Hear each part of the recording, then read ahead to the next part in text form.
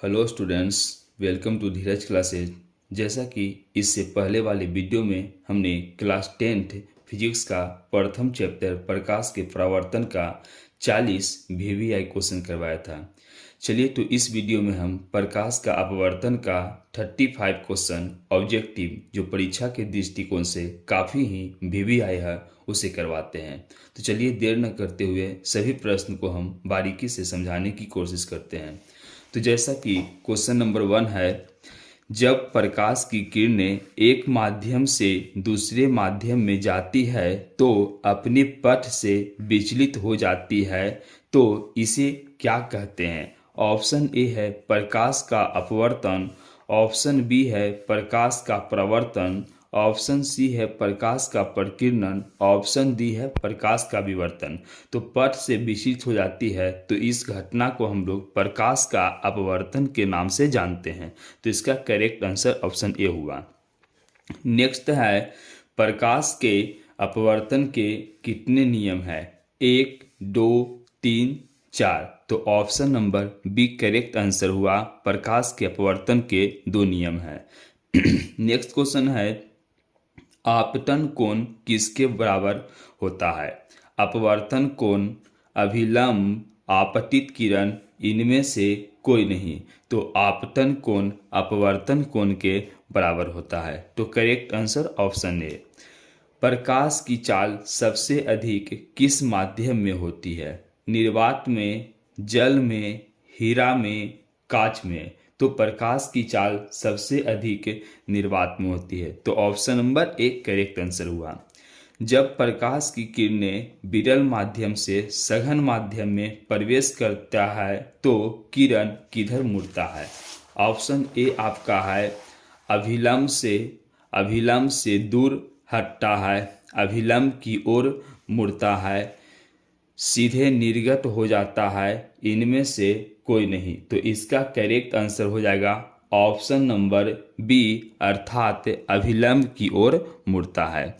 Question 6 है, जब प्रकाश की किरणें सघन माध्यम से विरल माध्यम में प्रवेश करता है तो किरण किधर मुड़ता है? अभिलंब से दूर हटता है, अभिलंब की ओर मुड़ता है, सीधे निर्गत हो जाता है और इनमें से कोई नहीं। तो इसका करेक्ट आंसर हो जाएगा अभिलंब से दूर हटता है, ऑप्शन ए।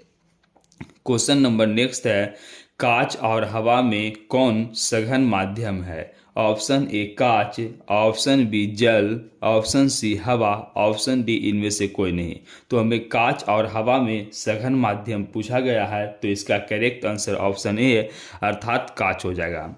कहा गया है नेक्स्ट क्वेश्चन, पानी का अपवर्तनांक कितना होता है? 1.44, 1.33, 1.50, 1.71। तो इसका करेक्ट आंसर हो जाएगा ऑप्शन नंबर बी, अर्थात 1.33। हीरा का अपवर्तनांक कितना होता है? 1.44, 1.33, 1.50, 2.42। तो हीरा का अपवर्तनांक आपका करेक्ट आंसर ऑप्शन डी हो जाएगा 2.42। नेक्स्ट क्वेश्चन है, पानी से भरी हुई बाल्टी में रखा हुआ छड़ मुड़ा हुआ प्रतीत होता है, किसके कारण? प्रकाश का अपवर्तन, प्रकाश का परावर्तन, प्रकाश का प्रकीर्णन, प्रकाश का विवर्तन। तो प्रकाश के अपवर्तन के कारण ही पानी में से भरी हुई बाल्टी में रखा हुआ छड़ मुड़ा हुआ प्रतीत होता है। चलिए नेक्स्ट क्वेश्चन है, बाल्टी में रखा हुआ सिक्का ऊपर उठा हुआ प्रतीत होता है, क्यों? प्रकाश का अपवर्तन, प्रकाश का परावर्तन, प्रकाश का प्रकीर्णन, प्रकाश का विवर्तन, इनमें से किस गुण के कारण ऐसा होता है? तो इसका करेक्ट आंसर ऑप्शन ए ही हो जाएगा, प्रकाश के अपवर्तन के कारण ही ऐसा होता है। प्रिज्म का अपवर्तन कोण कितने डिग्री का होता है? Option A 30 degree, option B 60 degree, option C 45 degree, option D 90 degree. तो प्रिज्म का अपवर्तन कोण जो होता है वह 60 डिग्री का होता है। नेक्स्ट क्वेश्चन है, उत्तल लेंस कैसा होता है? बीच में पतला, किनारे पे मोटा, बीच में मोटा, किनारे पे पतला, दोनों इनमें से कोई नहीं। तो इसका करेक्ट आंसर ऑप्शन बी हो जाएगा, बीच में मोटा होता है और किनारे में पतला। अवतल लेंस कैसा होता है?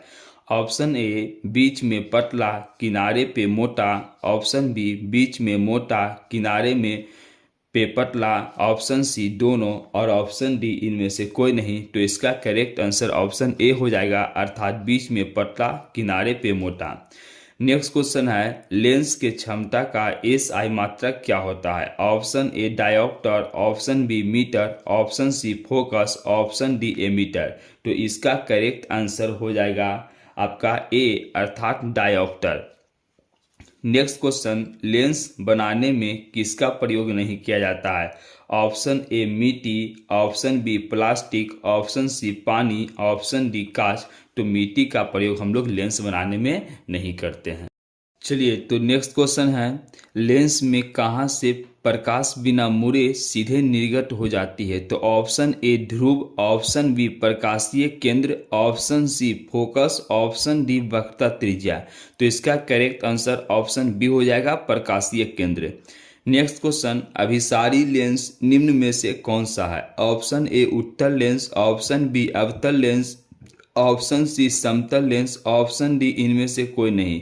तो इसका करेक्ट आंसर हो जाएगा उत्तल लेंस, क्योंकि उत्तल लेंस को हम अभिसारी लेंस कहते हैं और अवतल लेंस को अपसारी लेंस कहते हैं। नेक्स्ट क्वेश्चन, अपसारी लेंस निम्न में से कौन सा है? उत्तल लेंस, अवतल लेंस, समतल लेंस, इनमें से कोई नहीं। तो इसका करेक्ट आंसर ऑप्शन बी हो जाएगा, अवतल लेंस। नेक्स्ट क्वेश्चन, किस प्रतिबिंब को पर्दे पे उतारा जा सकता है? वास्तविक प्रतिबिंब, काल्पनिक प्रतिबिंब, दोनों को, इनमें से कोई नहीं। तो वास्तविक प्रतिबिंब को पर्दे पे उतारा जा सकता है। तो इसका करेक्ट आंसर ऑप्शन ए हो जाएगा। नेक्स्ट क्वेश्चन, उत्तल लेंस का फोकस कैसी होती है? ऑप्शन ए धनात्मक, ऑप्शन बी ऋणात्मक, ऑप्शन सी दोनों, ऑप्शन डी इनमें से कोई नहीं। तो इसका करेक्ट आंसर ऑप्शन ए, अर्थात धनात्मक हो जाएगा। नेक्स्ट क्वेश्चन, किस प्रतिबिंब को पर्दे पर नहीं उतारा जा सकता है? वास्तविक प्रतिबिंब, काल्पनिक प्रतिबिंब, दोनों, इनमें से कोई नहीं। तो इसका करेक्ट आंसर ऑप्शन बी होगा, अर्थात काल्पनिक प्रतिबिंब को पर्दे पर नहीं उतारा जाता है। नेक्स्ट क्वेश्चन, अवतल लेंस का फोकस कैसी होती है? ऑप्शन ए धनात्मक, ऑप्शन बी ऋणात्मक, ऑप्शन सी दोनों, ऑप्शन डी इनमें से कोई नहीं। तो अवतल लेंस की फोकस हमेशा ऋणात्मक होती है। इसका करेक्ट आंसर ऑप्शन बी हो जाएगा। तो चलिए हम लोग नेक्स्ट क्वेश्चन देखते हैं। तो अगली क्वेश्चन है, अर्थात 24 नंबर प्रश्न, प्रतिबिंब के ऊंचाई तथा वस्तु के ऊंचाई के अनुपात को क्या कहते हैं? तो प्रतिबिंब के ऊंचाई और वस्तु के ऊंचाई के अनुपात को हम लोग क्या कहते हैं? तो उसे हम लोग आवर्धन क्षमता कहते हैं, अर्थात option C correct answer. Next question, प्रकाश के अपवर्तन के दूसरे नियम को क्या कहते हैं? ऑप्शन ए न्यूटन के नियम, ऑप्शन बी है स्नेल के नियम, ऑप्शन सी परावर्तन के नियम, ऑप्शन डी मंडल के नियम। तो इसका करेक्ट आंसर ऑप्शन बी हो जाएगा, अर्थात स्नेल का नियम। नेक्स्ट क्वेश्चन, वास्तविक प्रतिबिंब कैसा होता है? ऑप्शन ए उल्टा, ऑप्शन बी सीधा, ऑप्शन सी उल्टा सीधा दोनों, ऑप्शन डी इनमें से कोई नहीं। तो वास्तविक प्रतिबिंब उल्टा होता है। इसका करेक्ट आंसर ऑप्शन ए।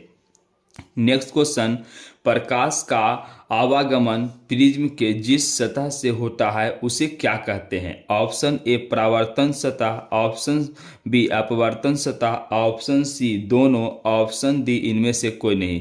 तो उसे परावर्तक सतह हम लोग कहते हैं। उसे परावर्तक यहाँ हो जाएगा, उसे परावर्तक सतह कहते हैं। नेक्स्ट क्वेश्चन, उत्तल लेंस में जब वस्तु अनंत पे हो तो उसका प्रतिबिंब कहाँ बनेगा? तो ऑप्शन ए आपका है फोकस पर, ऑप्शन बी है ध्रुव पर, ऑप्शन सी है वक्रता केंद्र पर, ऑप्शन डी है फोकस और ध्रुव दोनों पर। तो इसका करेक्ट आंसर ऑप्शन ए हो जाएगा, अर्थात फोकस पर। चलिए, तो नेक्स्ट नंबर क्वेश्चन है, नेक्स्ट नंबर क्वेश्चन, दर्पण सूत्र क्या होता है?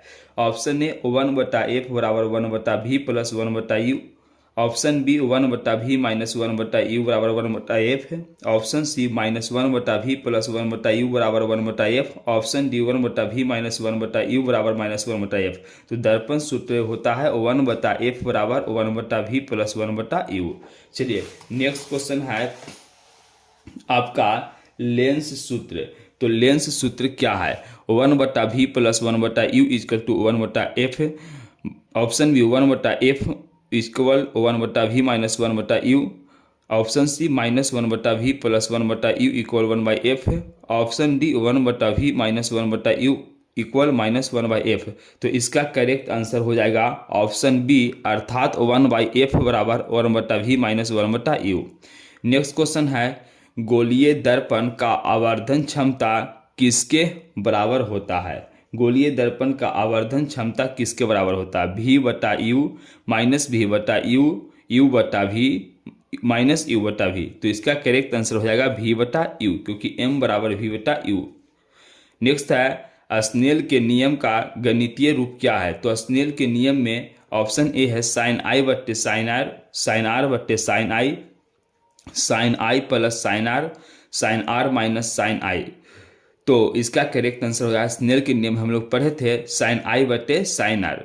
नेक्स्ट क्वेश्चन है अगर किसी अवतल दर्पण का फोकस दूरी f तथा वक्रता त्रिज्या r हो तो f बराबर r/2, f बराबर 3r/2, f बराबर 2r, f बराबर 3r। तो इसका करेक्ट आंसर ऑप्शन ए हो जाएगा f बराबर r/2।